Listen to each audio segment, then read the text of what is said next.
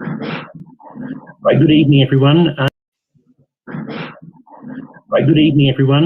This is the Licensing Subcommittee B for the 11th of February 2021. As part of the process for the meeting, we have a very clear protocol which we advise all members, officers and external participants of prior to the commencing and the chair being elected. So that is my duty to do now. I know that members and officers have heard this before, but it is always good to have it refreshed. So if we can ask, when speaking, if you can only speak when invited to by the chair, either by raising your hand or using the little hand mark on the screen, if you wish to. When you have finished speaking, can you please make sure your mic is turned off? And if it is turned off for the whole of the meeting, the chair who is elected will keep their mic on at all times, and that is a requirement to do. When speaking, please speak clearly and slowly, and try not to exceed the allocated times that the chair will refer to in the on item 4, which is the process of the meeting. But as this is a live streamed meeting, it is essential that there is exclusivity, so therefore everyone is able to understand what is being said. If you're referring to a paragraph number or appendix or map, please say which appendix, if it's marked, which appendix you're referring to and which map you're referring to as well. If you're having any difficulties technically, there is a chat bar in the top corner right hand side. Please pop your comment into there, and our excellent IT assistants will try to help you as much as possible. That's Mario, for everyone that's wondering who Mario is. And but don't use the chat bar at the top for just sort of general chatting or asking questions or points of clarification. Please do raise your hand and ask the chair. And if there is any persistent disruptive behaviour, the individual or individuals will be removed from the meeting and will not be allowed to return. With the process that it's a virtual process, because we're not in a meeting room physically, whereas before members would adjourn and come back and advise of the decision. Once the application has been heard, all of the interested parties have given their views, members have sought clarification, and there is summing up. We will then ask all external parties to leave the proceedings, and members will then go into private session and deliberate.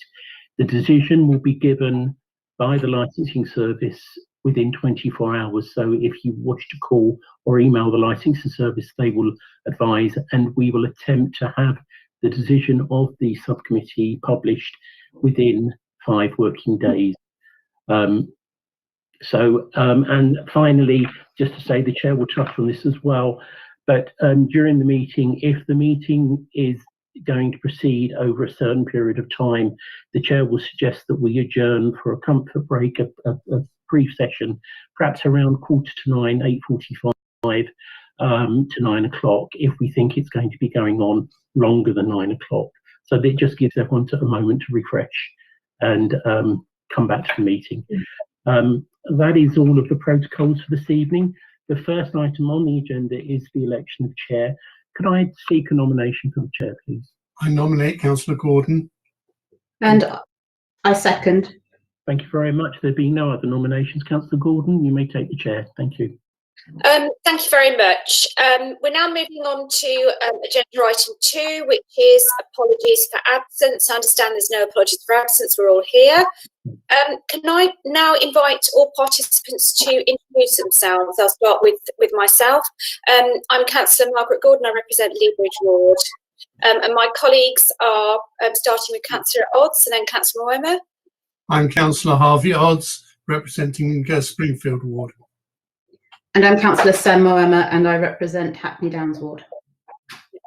And now I'll just read out people's names if I see them on the screen. So if our legal officer could introduce herself, Amanda. Hello, good evening. I'm Amanda North and I'm here supporting members this evening. Thank you. And then we've got a trainee solicitor. Yes, good evening everyone. I'm Karishma Mohammed, the trainee solicitor, observing today's meeting. Thank you very much. And then from the licensing service, we've got... Hi, I'm Subhashri Ramana, Principal Licensing Officer. Yeah, and then I think, Clifford, if you could reintroduce yourself, you're ready to introduce yourself. Thank you, Chair. My name's Clifford Haar. I'm Senior Governance Officer and I am clerk in the proceedings this evening. Yeah. Thank you. And yeah, now, and who's representing the applicant? There's that. The applicant. Corinne? Corinne? Yeah, Hello, Corinne. my name is Corinne Tuplin. I'm representing the applicant, Scobble Dominoes and Social Club. Okay, thanks very much. I think we've got 3 other people here who are interested parties. So if you could just briefly introduce yourselves and then we'll come on to the procedure. Starting with Sophie, maybe, because I can see you. Hi there, my name is Sophie. I'm a local resident and have lived locally for more than 10 years. Thank you. I think you've got your hand up. I'm not sure whether that's deliberate, the symbols. So apologies, I will take that off. No problem. Yeah, and we've also got, I think, Susie and Ivana. So Susie. Hi, I'm Susie Wilkinson, resident of Scobell Place, and I've also lived in the neighbourhood for 14 years. Yeah, okay. Thanks very much, and Ivana. Yeah, hi, my name is Ivana. I'm also a resident of Scobell Place, neighbour of Susie, and have recently moved here. Thanks very much. Okay, so we're now moving on to agenda item 3, which is declarations of interest. Do members have any relevant interest to declare? No. None. None. Okay, so we're now going to move on to agenda item 4. I'm going to briefly outline the procedure that we're going to be following this evening. This has also been circulated to all parties in advance. You can obviously ask any questions. So we've already appointed a chair. We're going to go through a formal procedure because this is obviously a formal hearing of the council. So the first step is that our licensing officer will outline her report. I'll then invite the applicant, Corinne, to present the case in support of your application. I will then, in usual circumstances, invite the responsible authorities in attendance to highlight their reasons for objecting to the application. I understand there's none attending this evening. We'll then proceed to step 5, where I'll invite the other parties, in this case I think the local residents, in attendance to present their case, highlighting any reasons for objecting or supporting the application. We'll then go on to step 6, where we will have a discussion on the information presented to enable us to clarify any points and ask any questions. We'll then proceed on to section 7, and I will ask all parties to make some closing remarks, starting with the responsible authorities, other persons, the applicants, the licensing officer. We'll then have a final opportunity for clarification before we retire to consider to consider our conclusion on the decision about the hearing. So if there's no questions, I will now invite the licensing officer to introduce this application. Thank you. Thank you, sir. The licensing service received an application for a club premises certificate under Section 68 of the Licensing Act 2003 for the Scobell Dominoes and Social Club 235 Amherst Road, as stated in the agenda. Environmental Enforcement has withdrawn their representation based on agreed conditions. Only other persons' representations remains. The applicant has submitted additional information which has been circulated. I have nothing else to add. Thank you, Chair. Thank you very much. I will now invite the applicant, Corinne, to speak for 5 minutes in support of your application. Thank you. Okay, on the 11th of December, the applicant submitted an application for a club premises licence at basement 235 Amherst Road, It is a members-only basement club comprising a lounge area, kitchenette, bar and storage area. The site plan can be found at page 35 of my representations. Exhibits. It is accessed from a street level door, page 36 of the exhibits. And that leads into a lobby area with toilet facilities. And from there is a self-closing door from the lobby that leads down to a flight of steps to the club. The club has been in existence for 25 years and provides a recreational venue for playing dominoes and other board games. This club is seeking the premises license, club license, so that it can provide alcohol to its members and guests of members. There is a signing in club register, and all persons are required to provide their name and address as an entry condition. The club is also seeking permission to play background recorded music and very occasionally occasional live music, both of which are to be limited to the basement lounge area. Written representations were made by local residents, and these are attached to my exhibit FSL4. 6 representations were made by the residents of Farley Road. I believe none of the residents of Farley Road are present this evening. It appears to be only residents of Scobble Place. But nonetheless, those representations are set out pages 53 to 57 and on page 62 of my exhibits.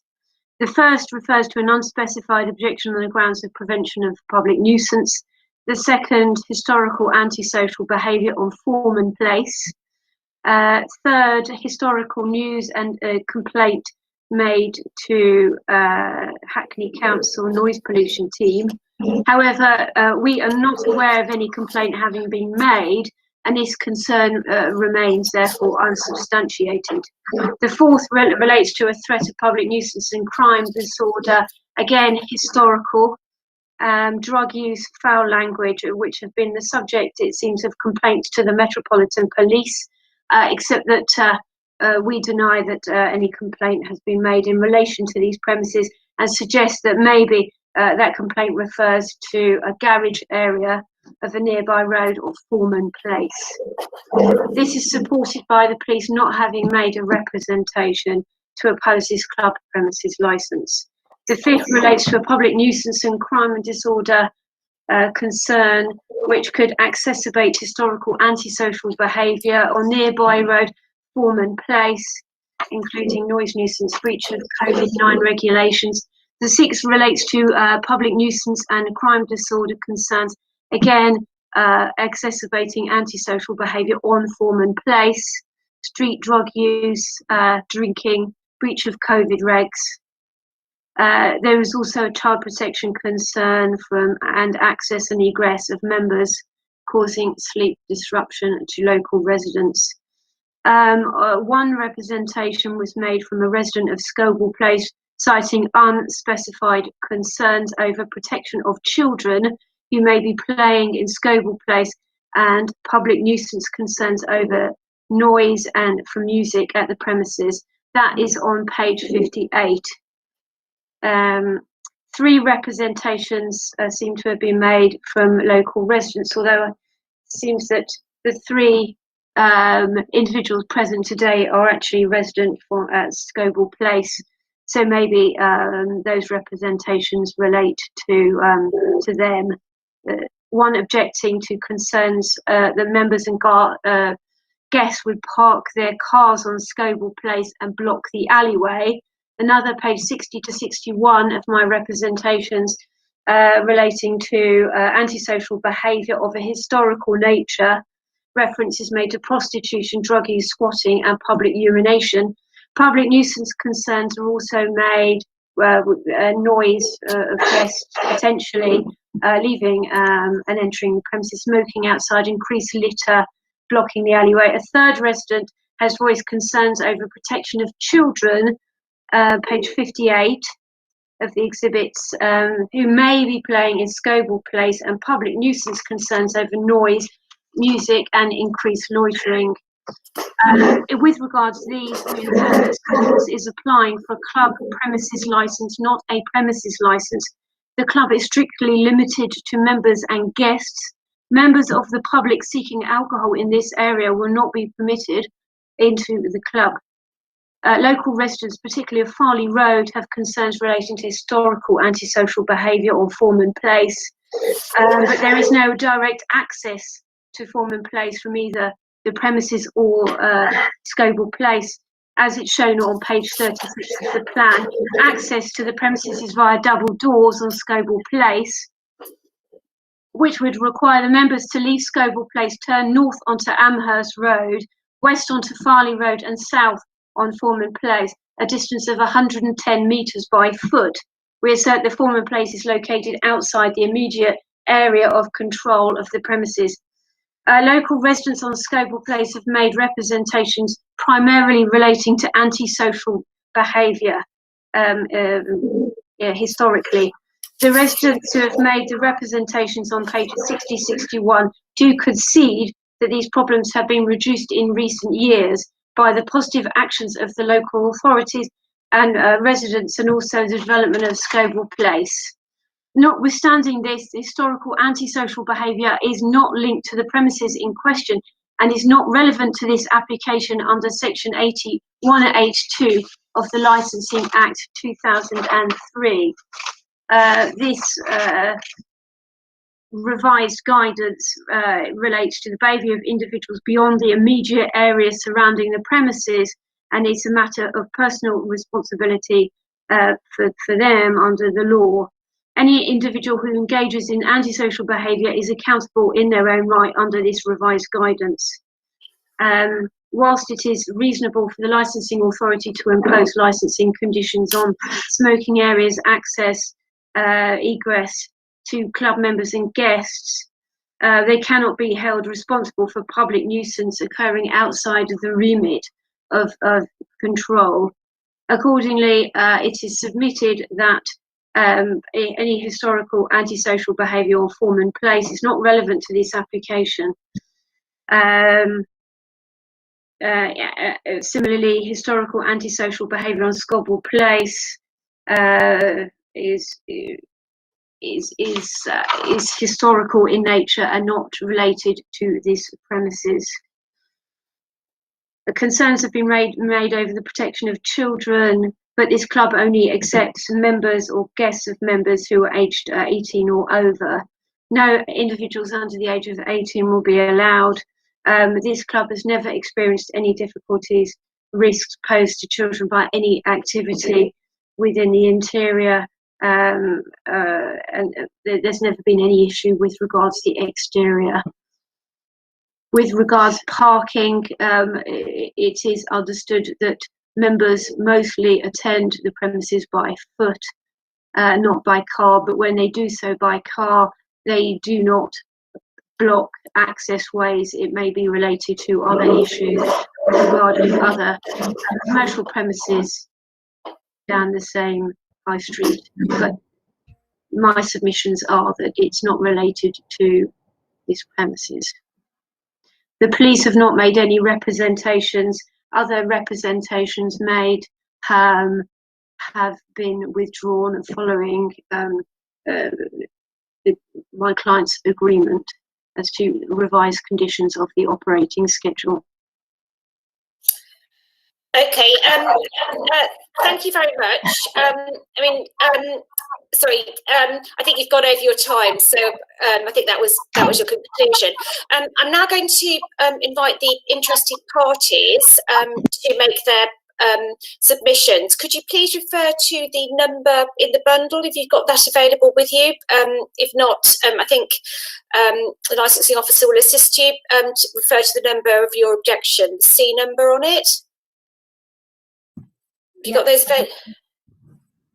Who wants to start?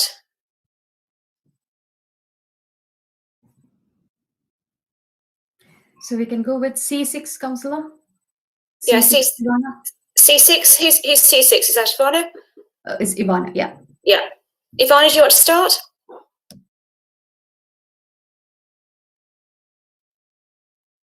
Ivana?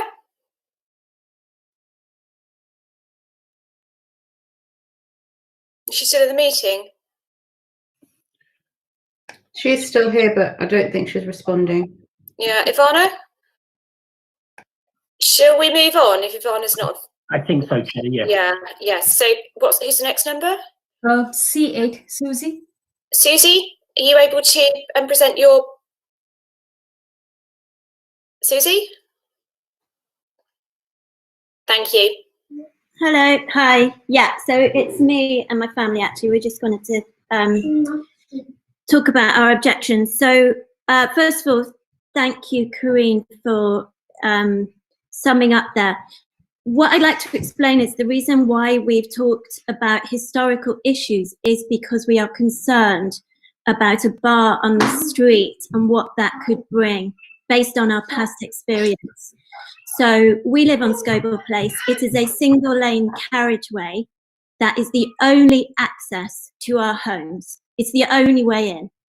So the smoking area for this club is on that single lane carriageway. It's a tiny little lane. You can fit just one car going through it. So this is already a problem for us because anybody smoking outside the bar we'll have to pass them for us to get home with our child who's 5 years old. And all the other children who live down here will have to pass the smoking area. We've worked hard to make the area clean, to make it habitable, and the idea that we would then have music and a bar on this street just seems really inappropriate. We're also concerned, I mean, you're talking about police representation, but we have personal experience of cars blocking the lane. Absolutely, it's not just that bar, but that bar contributes to this experience, this negative experience.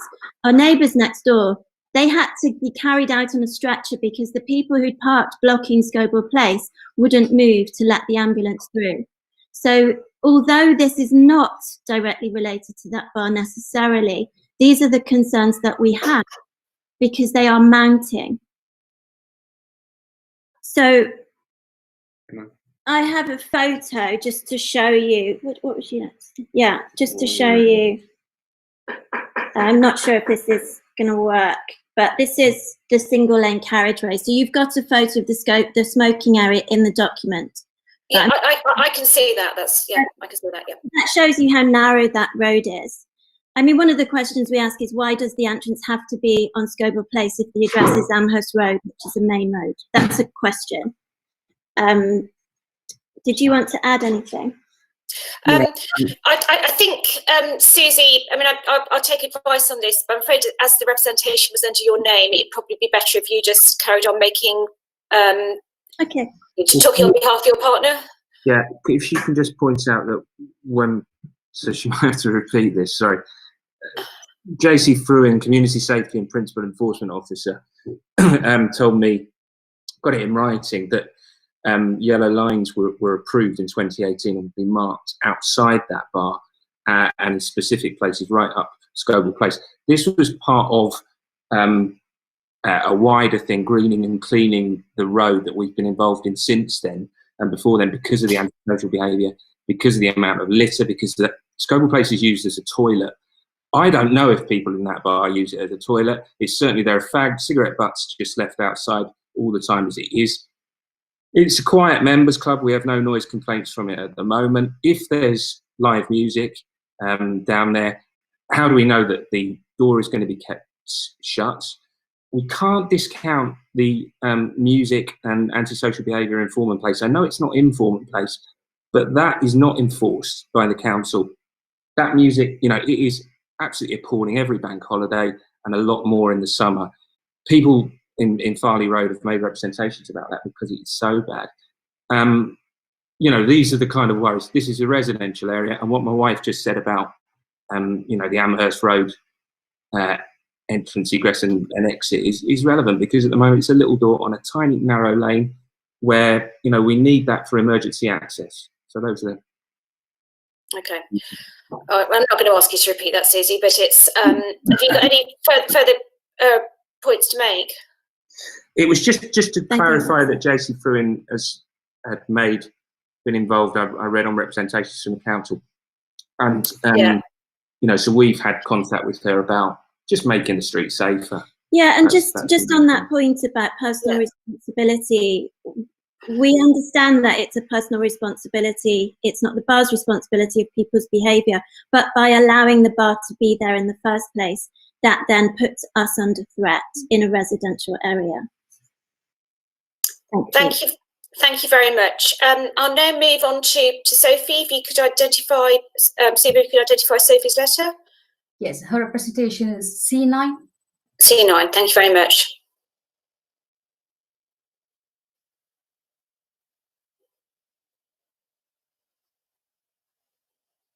I think you're on mute. Is that better? Great, thank you. Okay, thank you very much. I'm actually from Farley Road, so there is representation of someone from Farley Road. So I just wanted to clarify that. I would reinforce everything that has just been said by Susie. I agree with everything that she has said. For me, there are three major areas which would be starting with the prevention of public nuisance. I feel that this kind of establishment is prevalent in Kingsland Road, but it shouldn't be in a residential area. I feel like this idea that there would be music would be highly just, you know, not right for local people. And actually, we know that Former Place is an area where lots of illegal parties have taken place, and there have been lots of concerns about that. There has been lots of drinking after hours and the playing of loud music, and it's really uncomfortable for local people. And I feel like we shouldn't have to actually tolerate that. That's something I really want to reinforce. The whole idea of the prevention of crime and disorder is also something I want to raise as well. I just feel like there's a really strong potential during spring and summer that door will be open from the club. If you live in the area, there is, for example, a pub which is nearby, Hands of Glory. And what do people do when it's sunny? They come outside. It's just an inevitable occurrence. And that area is an area where people do group and meet and talk. And actually, sometimes that can be quite intimidating. It can be quite frustrating. And sometimes residents ask for music to be turned down or for people to actually refrain from talking. And that can actually be an uncomfortable situation for local people. I'm also in agreement with Susie about the protection of children from harm, because when you look at the hours, you know, you're looking at sometimes 5 o'clock in the afternoon until 12 o'clock at night, and kids are playing in the area at that time. One of the reasons why it's a pleasant residential area is that you feel safe for children to be there. As a resident, I'm not sure if I would feel comfortable with my children in that area if there is drink on the premises and also music is being played. So I would really like to make that clear. Also as well, a lot of the houses in Farley Road, the bedrooms are actually at the front. So when there is talking or there is music, you can hear it. It's very, very loud and you can't get away from that. So in terms of noise pollution for young children, it is really disruptive. I know firsthand as a mum that is the case. So I'd be really, really concerned about that. So for me, for those three reasons, I still strongly object to this going ahead. Thank you very much, Sophie. I think Ivana's now available. So do you want to identify in the bundle? Sorry, Siba, I've forgotten which one it was. C6. C6. Ivana, are you able to present your projections? Thank you.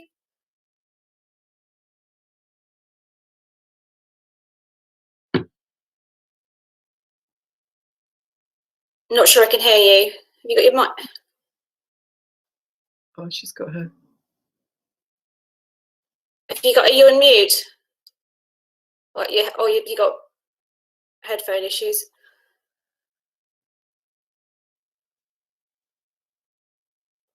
It's connection issues or something. Maybe she needs to unplug her headphones from where it's connected to release the you try that? Unplugging your headphones?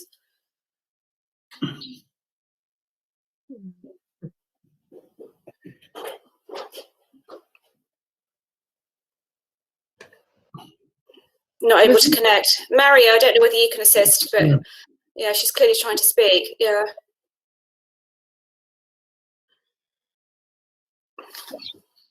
It was audible before. Yeah, when she introduced herself.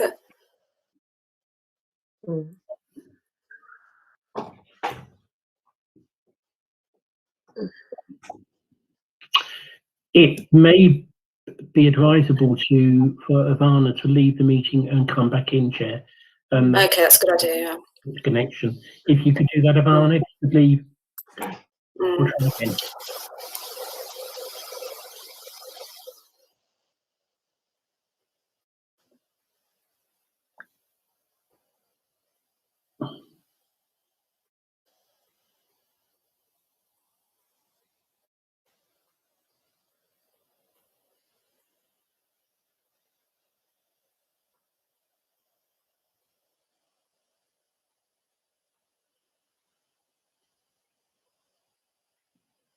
Hi, Ivana, is that any better? Hello, can you hear me? Yeah, Yes. perfect. Oh, That's great. I Well done. Yeah, so, apologize. I don't know no why problem. it didn't work suddenly. And Yeah. anyway, so thank you for the opportunity to speak as a resident from Scoville Place. So our objections are mainly in relation to the noise and people gathering outside during as Sophie and Susie have already mentioned, during the summertime, and being doors open, smoking outside. Currently, they already installed a smoking ashtray, these that they see all over at bars and restaurants. It's already destroyed on the floor, actually, right now outside. So I'm not saying the owners of the bars have done that, obviously not. But it's just like it's contributing to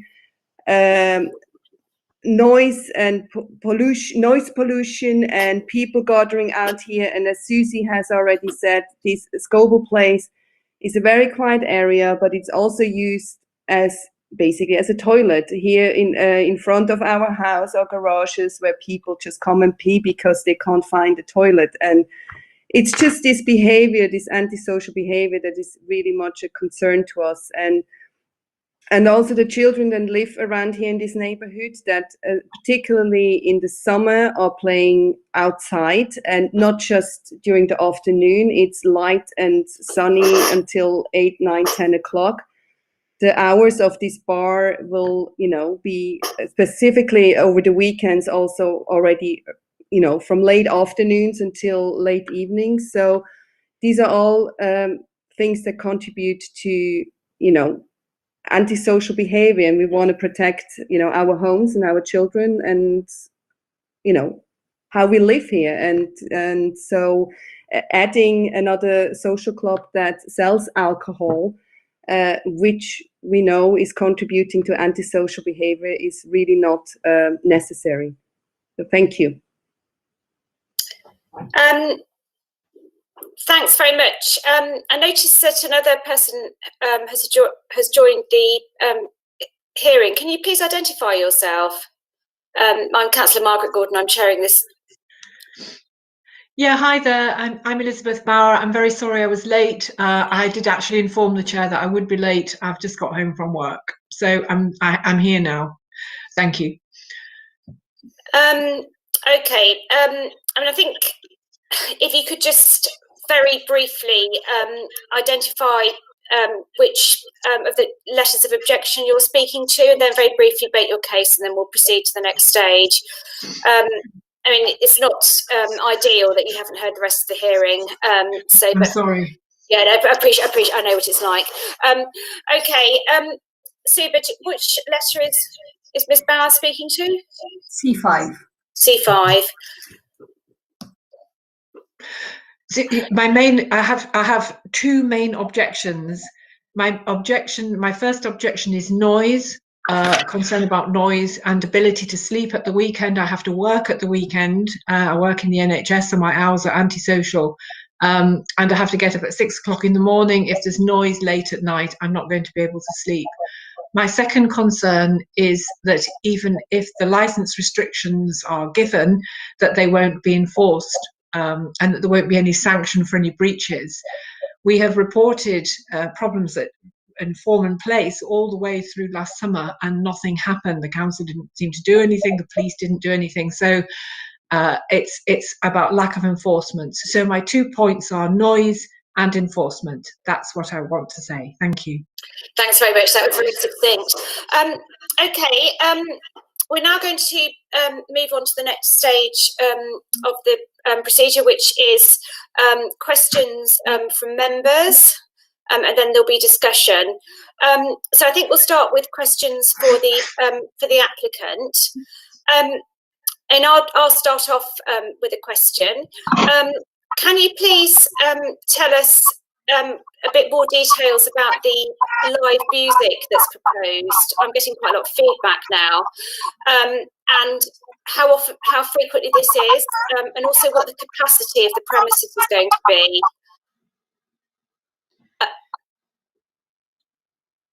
The capacity is approximately 100 members in the club.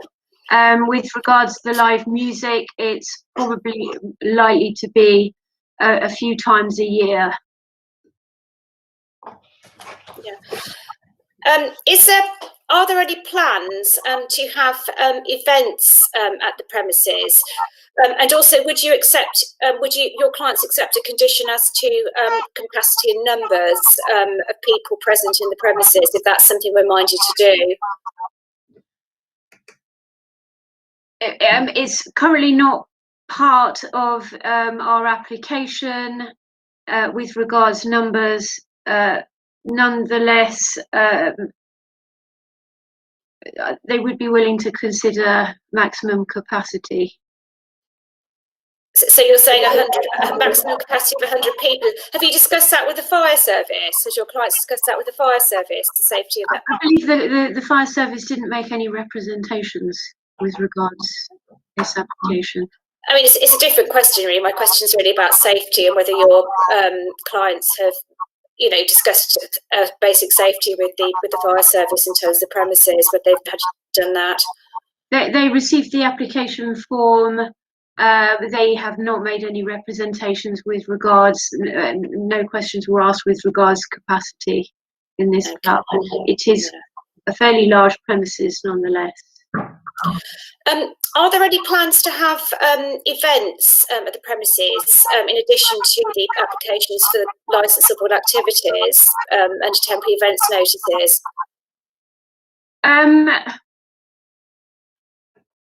My understanding is that my clients would simply like to have, in addition to providing recreational dominoes, games and other board game evenings, they would like to sell alcohol plus recorded music and very occasionally live music. I have no instructions beyond whether they would be interested in TENS applications. Thank you. I think so at this moment. And they're more interested in playing their board games than anything else. Thank you. I think my colleague, Councillor Moema, has got some questions. I do, yeah. I forgot who it was, and there's two versions of the papers, so we'll just go by the official ones. Somebody said that they were assaulted by an organiser of an event. I'm just intrigued to know who that was and whether that relates to the current. Nice to meet you, Corinne. Yeah. That's better. So, in one of the statements of objection, whether that was something that relates to the current owner, the person, the applicant, in the one of the statements from objectors that they've experienced an assault by an organizer of an event. Is that? Am I speaking to a different bit of evidence there? So if not any of the people here, then Corinne, if you could respond to that, I think that'd be helpful. And then I guess my question is around, if I just do the other one quickly, there's a bit of feedback on your mic. So if, given that so the question seems like quite basic, quite well made one around why is your entrance on the residential street and not on the main road, which that doesn't seem to make a material difference to the operation of your nightclub. And I would just say that I think the requests from residents to kind of talk about safety for children and, you know, wanting to have a good night's sleep are not unreasonable requests. And if that's something that could be accommodated, to move that, so people, when they are outside, if there may be capped the number of people outside smoking, if the entrance was on Amherst Road, that would go some way to mitigating some of that and keep the street residential as far as possible. There's my two. Oh, sorry, just very quickly, you said infrequent, but how infrequent is infrequent in terms of live music events? Thanks very much. Before Corinne answers those questions, somebody else has joined the meeting. Can I just ask you to identify yourself by phone? Hello? Hello? Could the person who's joined by phone please identify yourself?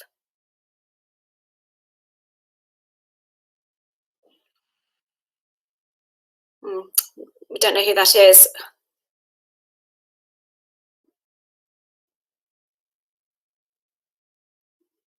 Please, could the person who's joined by phone introduce yourself?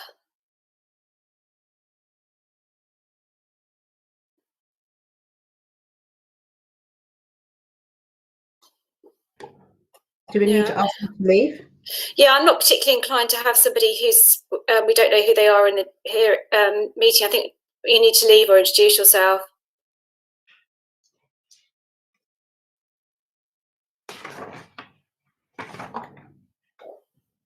Thank you. Okay. Apologies for that, Corinne. I hope you got those questions from my colleague. Thank you. In answer to the first question, my clients have not been involved with the police in relation to any issues. It must be in relation to somebody else. Certainly the police haven't made any representations in this matter. If any matters had arisen, such as the one you referred to earlier, the police would no doubt have made a representation against this. Can I just very quickly come back similar to what Margaret said before? It's slightly different to have police involvement, but then for somebody, I just want to. You're saying for sure that that's nothing to do with your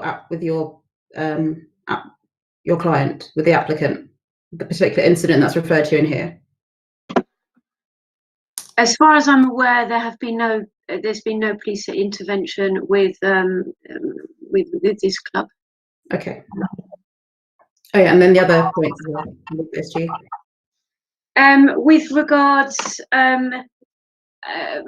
live music, my understanding is it will be only a few times a year. I guess I'm looking for a number. Well, like, is it going to be a weekly club event? Is it going to be once every 3 months? That's a very different thing for people to live with. I believe they will be holding occasional live music. I don't believe it will be more than a few times a year. As to how many, a few times, maybe a handful of times a year, and that's it. Their main interest is to run the members only basement club as a Domino's social club, but with regulated recorded music and the ability to sell alcohol. The alcohol issue and the times proposed in our operating schedule have already been revised down so that Mr. Charles Rockwell of Hackney Environmental Health suggested that live music cease at 2300 hours on all days. And then he suggested also the implementation of 7 provisions, and most of them relate to live music. Regulated entertainment in the form of live or recorded music shall be played at such a level to ensure that nuisance is not caused by any residential or unassociated noise-sensitive premises. Playing of live recorded music will be limited to the basement lounge area. It's in the basement. You walk into this premises, you go down, I believe, 9 stairs. The doors close, they're self-closing doors. I understand that you can hear very little coming from the basement once the doors are shut. So would your would your client be, in an effort to further mitigate any noise making, look at what's happening in terms of to kind of maybe install soundproofing on the first floor, the basement level?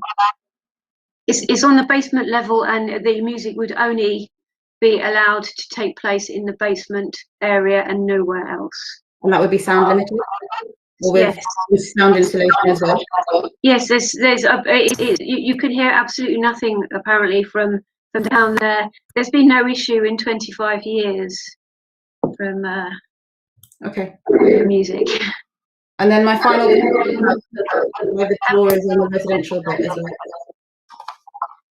With regards, so the your address is 235 Amherst Road, but your premises opens into the residential. I'm wondering what would be the issue with moving the entrance to the main road rather than the residential single carriageway? It simply is not feasible. It's behind the shops, basically. So you have to use that entrance way in order to gain access to the basement. So how do people actually? So most people will be walking to. Over the last 25 years, this club doesn't seem to have had an issue with members parking in the access way that is a dead end. They have never had an issue with that at all, and suggest maybe it's other residents or the commercial premises, the high street shops, that maybe are using that access way for deliveries.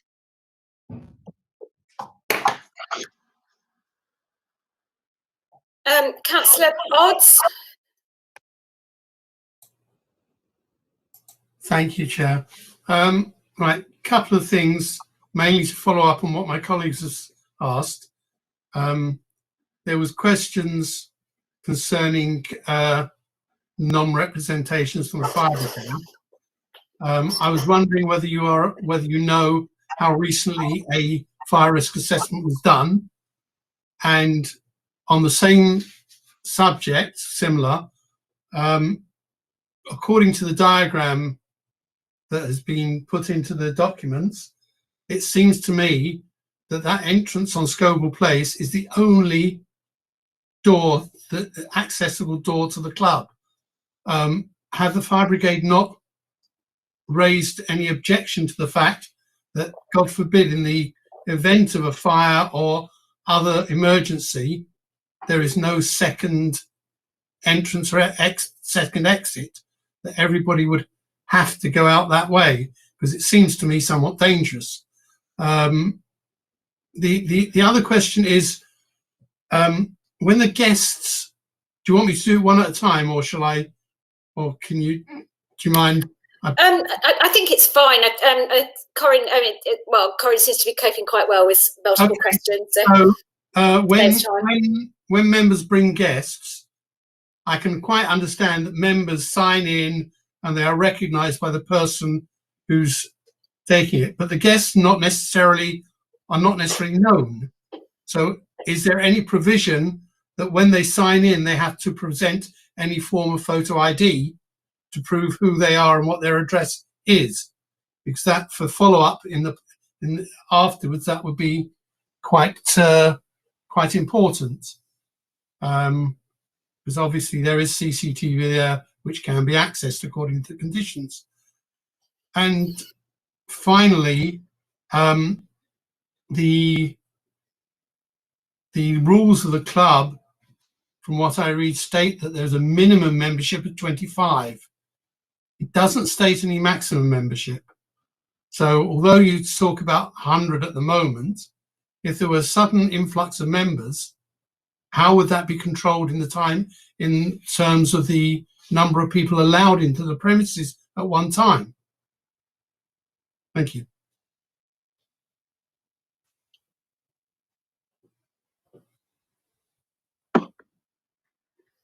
Okay, the fire risk assessment issue, they do have a fire risk assessment policy over the property. As I've already stated, the fire brigade have not made any representations with regards to this premises being dangerous in terms of having to leave if there's a fire. They have not raised any concerns about that point. Sign-in for members, the club is seeking to provide alcohol to its members and guests. Only 2 guests may be introduced per member. The operating schedule states that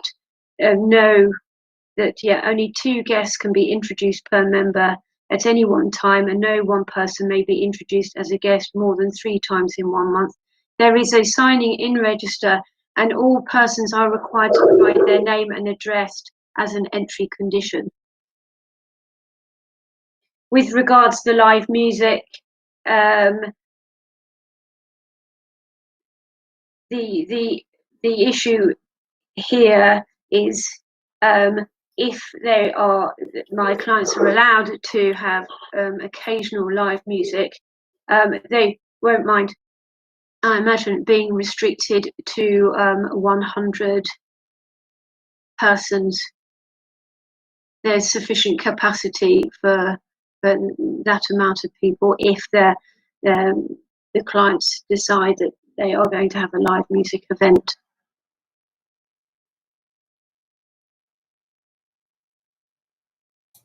Sorry, I come back. Yeah, you didn't really answer my question about the signing in that my question was, is there any requirement that the guests signing in should present any form of photo ID? Because to be quite honest, I could turn up with a member as a guest and put my name down as Mickey Mouse, living at number 1 London, and nobody would know would be any the wiser unless I presented some sort of photo ID.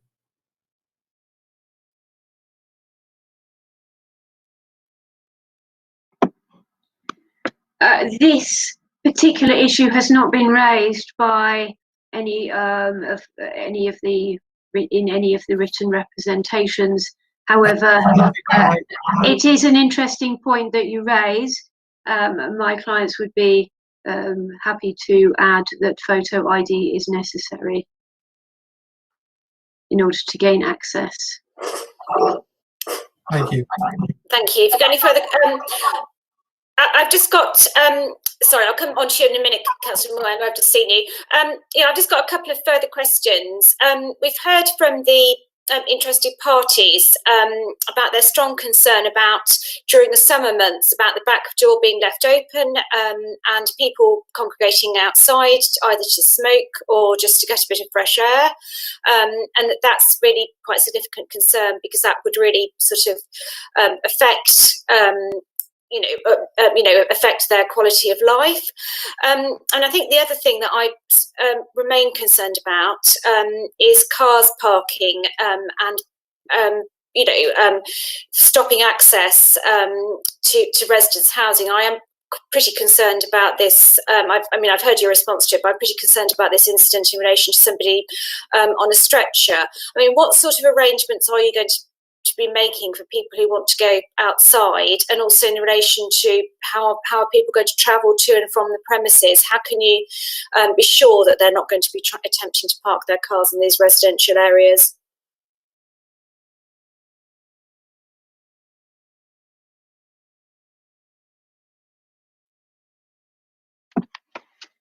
That particular point has been raised in my written submissions, paragraph 610 on page 10.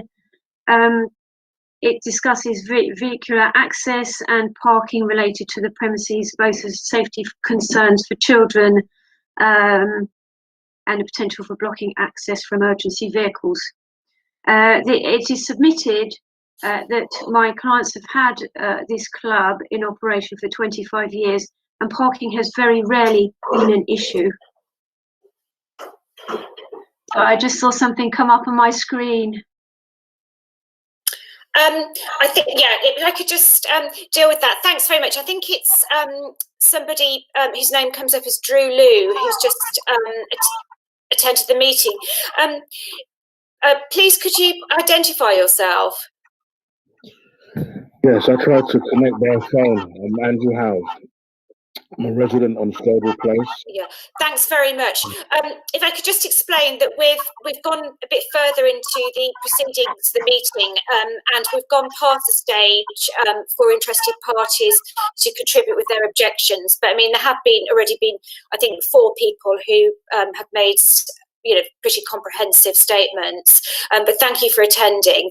The other thing I'll explain, because you weren't at the beginning of the meeting, is that the chat in this meeting is not for substantive points, it's just in respect of questions or technical issues.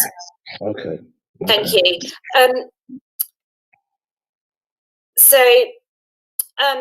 And I think, sorry, Corinne, I'm really sorry to interrupt what you were saying with that. I mean, if I could just add, I think I'm really looking for something more proactive from your clients, really, in relation to the interested parties' concerns, particularly about the back door and people congregating outside it and parking. So, yes, these issues have been raised by environmental health,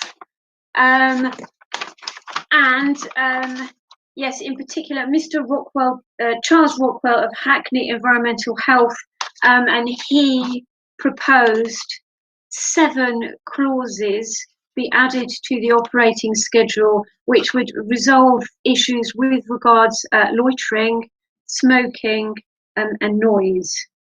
The first, regulated entertainment shall be played at such a level to ensure that nuisance is not caused in any residential or unassociated noise-sensitive premises. Playing of recorded music and performance of live music will be limited to the basement only. Any external windows, access door to the basement and ground floor, main entrance shall be closed at all times during playing of recorded music or performance of live music, except for immediate access and egress. Notices will be displayed to the exit of the premises, requiring the club members respect the needs of local residents and businesses in the vicinity and to leave the area quietly. Those were accepted. In addition, there were 4 more. The Club General Committee have a policy in place which deals with excessive or unreasonable noise emanating from members or guests visiting the premises, and how this would be managed if customers are not prepared to abide by the signage around the premises. They get their membership cancelled. Smoking will only be permitted at the designated smoking area. The location of this area is intended to limit disruption to surrounding residences. A limit of 5 smokers at any one time will be enforced. There will be a smoker's ash bin provided in the designated smoking area. Number 6, the area of Scobell Place immediately in the vicinity of the premises will be swept as and when required before opening and after closing of the social club, to ensure that any litter from the premises is collected and disposed of. And the last one is disposal of waste into external receptacles should not take place between 10 o'clock and 8 o'clock, and no waste between 10 o'clock and collection, will take place between those hours. And all of those conditions were agreed, and subsequently the representations were withdrawn. With regard to vehicular access, my clients say that they don't use the access way, and it's a dead end for delivery to 2 high street shops. We are willing to consider an official restriction to club members on their guests parking in Scobell Place in order to make the point clear that the club members will not be using it to park their cars. I think that's the sort of thing I'm looking for. Thank you. I think my colleague, Councillor Moema, has some questions. Yeah, so I was just thinking, a very long time ago, when I had a life, I'm thinking about the type of club that you're talking about, which is it like a Domino's club, or is it like a Bethnal Green working man's club type place where anyone in theory could pay £5 and become a member on the night, and it becomes not really a membership club, but has a code of conduct which is similar to a membership club? And I guess I honestly don't feel like the answers around how you're going to mitigate kind of noise are robust enough. I mean, I think that's helpful what you said, but it feels quite standard as well. Like, what is your client going to do to make sure that there isn't noise leakage, and that those people, once they leave the premises, which open directly into the street, that they aren't making noise on the way out at midnight from Thursday to Sunday? That kind of thing. That's not present in this. And I suppose my other thing is that I appreciate that you have sent stuff in, and officers and various others have responded, but we as a committee are asking to try and find some kind of resolution here. So I just think it would be I would find it helpful if you were to just respond to the questions of the committee as well, because it's partly to bridge that gap between you and the residents. So yeah.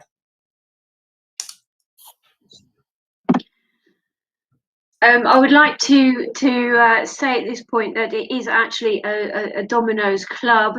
Members are generally middle-aged or over that attend. They play board games, and they would simply like a drink to go with the board games.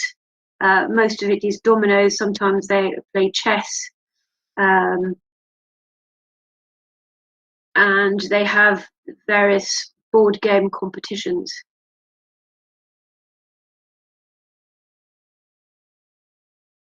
So if you were having I guess my point about if somebody comes, how does a person become a member? Is it that they sign up and they go through through processes, or do they show up, pay £5 on the door, and become a member that night, which turns it into less of a Domino's club, but more of kind of a board game place, which is effectively a very loud bar with board games in it?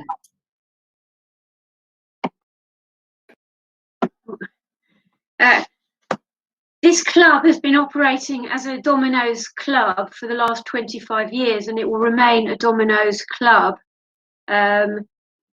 with hopefully a license to sell alcohol to its members at the end and play recorded music. There are no spectators to the games. If a member wants to become a member, then they must enjoy Domino's or another board game. And that is this club is pretty limited to those areas, recreational board games with a sideline of having a glass or two while the games are being played. This club hasn't changed in 25 years, and it will continue to be a board game club for mostly middle-aged or older members. I guess but your licensed premises, so anyone age 18 or over can come, as long as they're not intoxicated.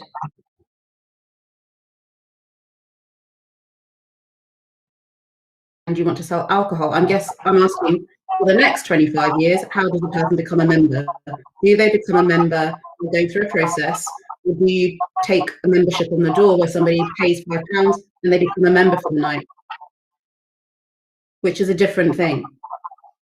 in practice for the people that live in the area and a continuation of a board games club?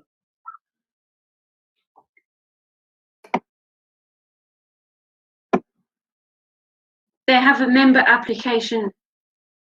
They have a member application process, and members enjoy playing board games. And if they don't enjoy playing the board games, then they don't become a member. If any individual becomes a nuisance, loitering outside and becoming aggressive to local residents, that person will be ejected from the club. Thus far, there haven't been those issues, but my clients are very keen to ensure that it remains a board game social club and not anything else beyond that. They're not asking for a late night like disco hall license. They simply want a license that goes up to the hours stated. Thursday, Friday, Saturday and Sunday. Thursday is 5 o'clock to 2300 hours. Friday 1700 to midnight. Saturday 2 o'clock to midnight, and Sunday 12 o'clock to 22:30. Those hours have already been changed by written representations of environmental health, and live music will cease at 2300 hours. And the premises will close 30 minutes after service of alcohol stops. This is not ever going to be a nightclub. So, I can't hear you, Councillor Moema. I was you just going saying to ask something? if I could just quickly come back on just to clarify the hours then of what's drinking up time and what's actual closing time. So the hours here are in the bundle are they're drinking up time. So everything, so actually the bar will close, so the club will close half an hour later than is here. So you're closing, okay. I think the licensing officer wants to come in. Do you want to come in, Yeah, I just want to clarify to Councillor Moema, the question is, if a new member joins in, they have to wait for 2 days before they can become a member of the club. So I just want to clarify with your question. So a new member has to wait for 2 days from the date of their application to become a member of the club. That's one. Somebody can't just show up on a Friday night and say, we're going to the club, to this place. They can't do it. So they have to submit the application and they have to wait for 48 hours before they can become a member. So that is one of the conditions of the club. That's right. That's page 28 of my representations. Membership, there's various elements to that. 5 to 11, they have to wait 2 days. 7, honorary members may not be admitted to the privileges of membership without an interval of at least 2 days between their becoming members and their admission. Okay. Thanks very much.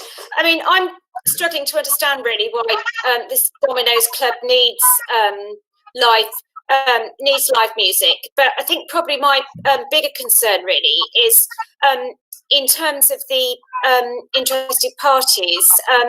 4 or 5 members of the public have given up their evenings, and 7 or 8 people have written in letters of representation. I mean, there is obviously a lot of concern about the potential operation of these premises and the impact to the local community. If there are problems in future, how will they contact your clients, and what sort of arrangements will your clients make to make sure that the club is not having the impact that is feared on the community, and how quickly will they be able to respond to any concerns? My clients are particularly proactive. Mr. Patrick Brees, the club secretary of the club, he is often on the premises and he will be able to accept any inquiries of any kind. For example, if you want to leave a communication. You place it under the door with your contact details, and he'll be able to get in touch with you straight away. Or you could attend the premises on the days in question. Is there a phone number that you can be contacted in? Because if people are alone at home at night and suffering from nuisance, they may not want to go out. I believe that the club has a telephone number. Can that be published for residents? Could that be a condition? I believe so, yes, with an email address. Okay, thank you. Councillor Odds, I think you've got a question. Yes, Chair, thank you. I was just wondering, are your clients with you at the moment? And if not, do you have the capability of taking advice, taking instruction from them on the spot? If there was on one of the topics we raised was putting a condition on which they would have to agree to.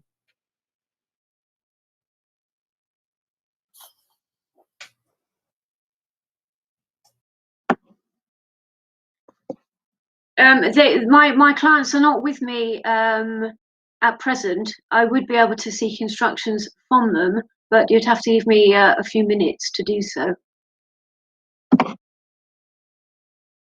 Thank you.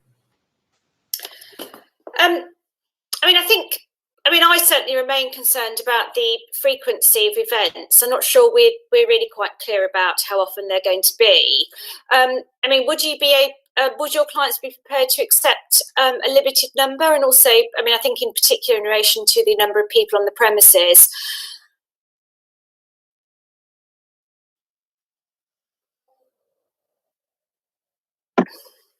Would you like me to take instructions on those issues?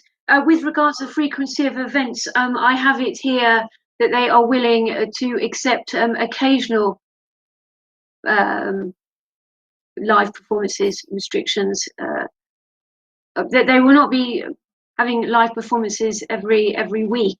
It's more like a handful a year. We could restrict it to a handful a year if.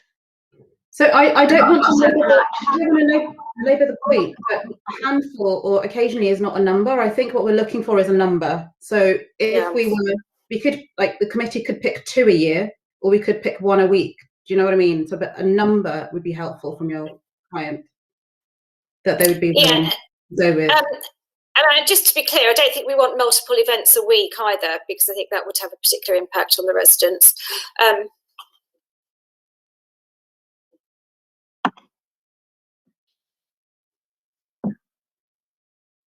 It would be. I think they would agree occasional to be a few times a month, a couple of times, a few times a month, or maybe if you do not see it as an option, then occasional could be much less than that. It could be, 5 times a year, for example.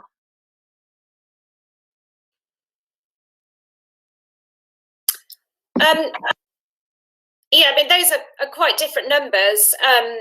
So I think 5 times a year would probably be preferable to the interested parties. But I don't know what your instructions are.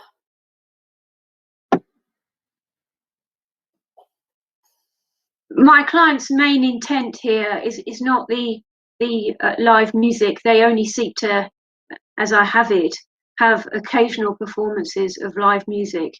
They would be willing to accept a handful a year, and I would say a handful is 5 a year. Okay. Every other month. Okay. Okay. Are there any other Suba? Have you got another point to make? Or is Legacy hand? No, it's another point. I was just wondering, in what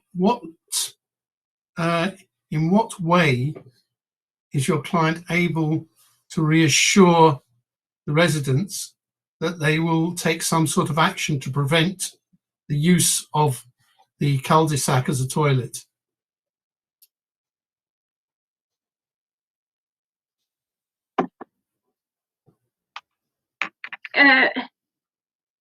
the members of this club are not regarded as people who urinate in public. First and foremost, it's a respectable social club for playing dominoes. We would suggest that there are maybe antisocial issues, maybe historical issues, particularly around one road, Scobble Place, is it? No, it's not that. It is related to an area around a set of garages, and those people are not related to our club. They have nothing to do with the club. They are not members, and it's more likely to be them that it appears that are causing antisocial problems of that nature.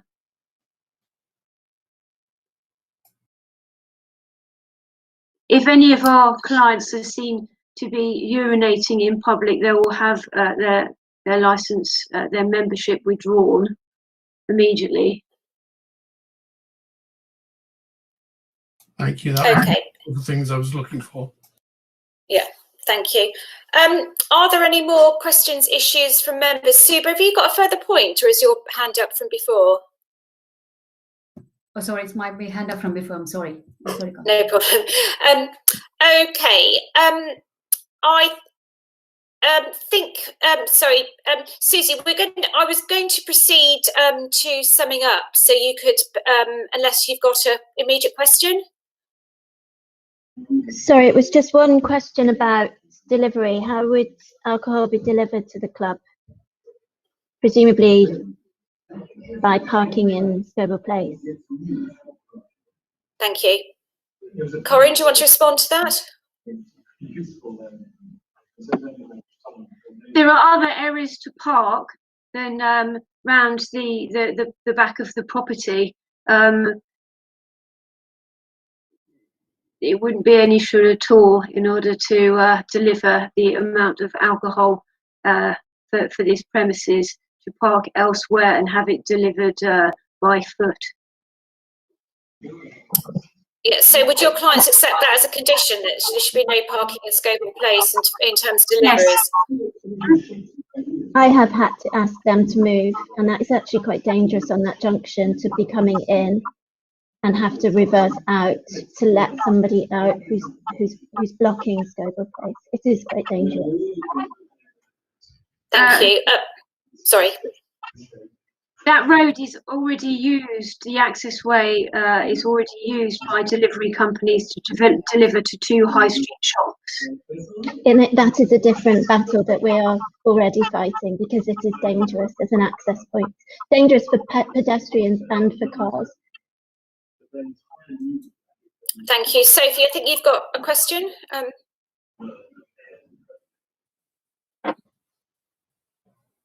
You're on mute. Sophie, I can't hear you. Hi, can you hear me now? Yep. Yes, it's fine. My question is, why is it, if this is a club for middle-aged men and women, but it sounds like it's mainly for men, why is it then that the actual club membership, it starts from 18 years old? I would put that question to you. I would like to know.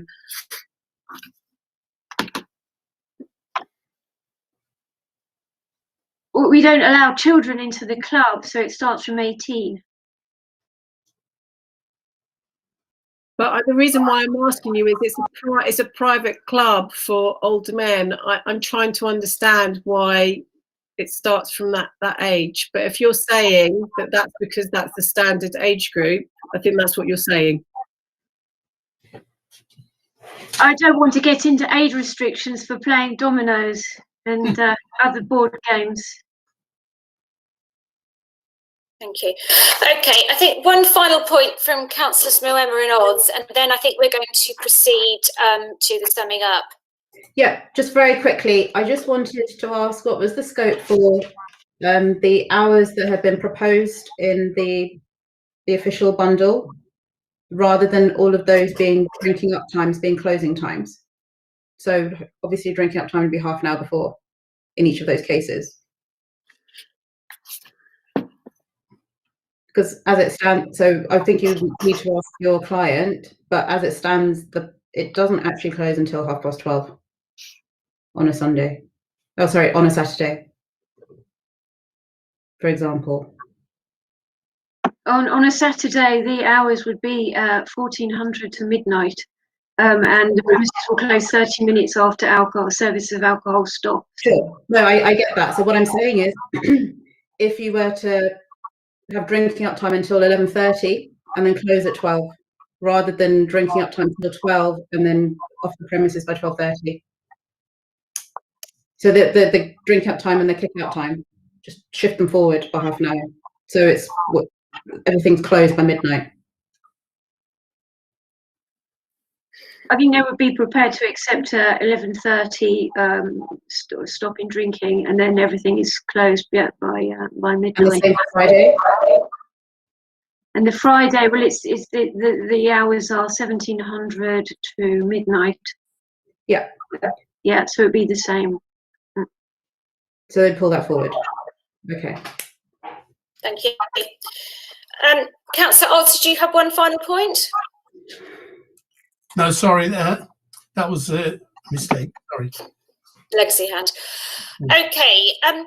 I think I'm now going to invite the other persons to make any sort of final comments you've made that haven't been covered elsewhere in the discussion. So if we start, I think Susie started off. I just wanted to make the point that we're from Scobell Place and Farley Road. There are 2 blocks of flats above, directly above. I'm not even sure those people would be aware of this license application, and that represents a lot of people. So smoking outside until 11 for 5 people, that is a concern for us. I'm sure it's a concern for them as well, who aren't represented here. Thank you very much. Sophie, do you want to make some final remarks? I feel that knowing more now that this is an actual site that can take up to 100 people just really concerns me. I still don't really understand why, if you're a Domino's club, you need to have a music event. Now you're saying these 5 times a year. So my final point is that now I've actually gleaned more information, I'm even more concerned, actually. Not less concerned, more concerned. Thank you. Ivana, do you want to make some final comments? Yeah, I agree with Sophie and Susie, particularly with Corinne or her clients not being able to really tell us how many events per year, and up to 100 for live events or even non-live events. That can mean in the summertime having 60 people out here, not just smoking, but just, gathering together, having a chat at 5, 6, 7, 10 a.m. or p.m. during the night. And yeah, it's very, as Corinne said, this club has existed for 25 years. Why do they need now an alcohol license? Why do they need now playing live music and having these events? So it's very unclear why. So far they were happy to play dominoes and other board games, and now there needs to be these additions that will really have, in addition to all the impact we have already and issues and problems around here, this will probably contribute to that. So these are my final comments. Thank you very much. Elizabeth, have you got anything further to add? I have nothing further to add. Thank you. Thank you very much. So I'll now ask the applicant if you've got any final remarks. Yes, I do. With regard to Sophie Holdforth, she is a resident of on Farley Road, and if I could refer to section 6.4 of my written representations, it's 110 meters away from the premises. So the behaviour of individuals beyond the immediate area is a matter for them. The premises that she lives in is simply is far away from the premises. Crime and disorder, there have never been any issues with crime and disorder. The police have not made representations. If there's any loitering or unwanted behaviour, members will simply have their membership cancelled. With regards to Susie Wilkinson, she says she does not want a bar on the street. I would just like to emphasise this is not going to be a bar. It is a club premises that's for social recreation, board games.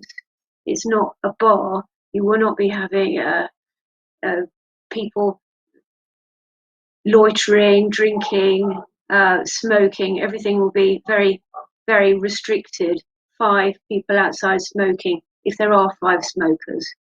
Parking, my clients are happy to accept parking restrictions to stop anyone from parking there, to make the point very clear that we are interested in maintaining good relations with residents and not having any issues. If residents have any issues with regards to this premises, they are invited to make their submissions to the premises in question. There will be a telephone number and an email address applied. Thank you. Are there any very brief points of final clarification before we conclude the discussion? Harvey? Sorry, Councillor Odds? Yeah, sure. I was just wondering, the question of the flats above and relations with the local residents has come up. I was wondering whether your clients will be prepared to take part in some sort of residents liaison committee, which would meet, say, on a quarterly basis, just to discuss any issues that there are. I think they are proactive and they would be happy to do that.